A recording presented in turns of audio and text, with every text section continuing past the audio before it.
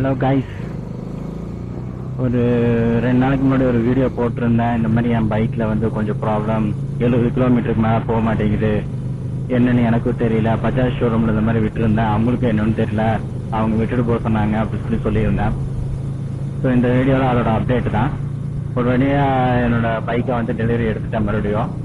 So அதில் என்ன problem ஆச்சுன்னா, நான் வந்து பெங்களூர்ல இருக்கிற பாப்புலர் பஜாஜில் சென்சார் அப்டேட்டுக்காக விட்டுருந்தேன். அவங்க சென்சார் அப்டேட் பண்ணிட்டு ஏதோ ஒரு டேர்ம் என்னன்னு எனக்கு தெரியல, பட் ஏதோ ஒரு பிளக்கை வந்து லூஸா போட்டுட்டாங்க. ஸோ அந்த பிளக்னால என்ன ஆச்சுன்னா, உள்ள இன்ஜினுக்கு போற ஏர் வந்து கொஞ்சம் கம்மியா போகுது. அதனால வந்து உங்களுக்கு நீங்க என்னதான் வந்து ரைஸ் பண்ணாலும் அந்த ஆர்பிஎம் வந்து ரைஸ் ஆகல. ஸோ ஆர்பிஎம் ரைஸ் ஆகாதனால உங்களுக்கு அந்த பவரும் கிடைக்கல, அதனாலதான் வந்து போகல அப்படின்னு சொல்லி சொன்னாங்க.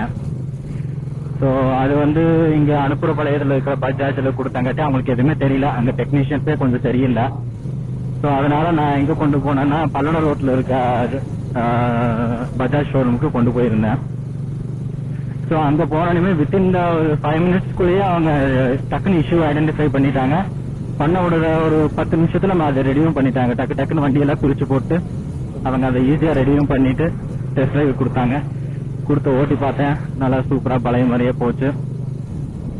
ஸோ அதுதான் நடந்துச்சு. ஸோ வண்டி வந்ததுல ரொம்ப சந்தோஷம். ஸோ ஞாயிற்றுக்கிழமை நம்ம திருப்பி வந்து திருப்பூர் டு பெங்களூருக்கு ஒரு ட்ரிப் இருக்கு. ஏன்னா திருப்பி ஆஃபீஸ் போகணும். ஆஃபீஸ்ல இருந்து கொஞ்சம் கால்ஸ்லாம் வந்துட்டே இருக்கு. அதனால அதுக்காக தான் இந்த ரெடியை பண்ணிட்டு இருக்கேன். ஸோ பாப்பேன் கைஸ், எப்போ நீ பெங்களூர் டு திருப்பூர் போகும்போது உங்களுக்கு ஒரு வீடியோ போடுறேன், எப்படி இருந்துச்சு ஜெர்னி எல்லாம் அப்படின்னு சொல்லிட்டு. So until then bye by.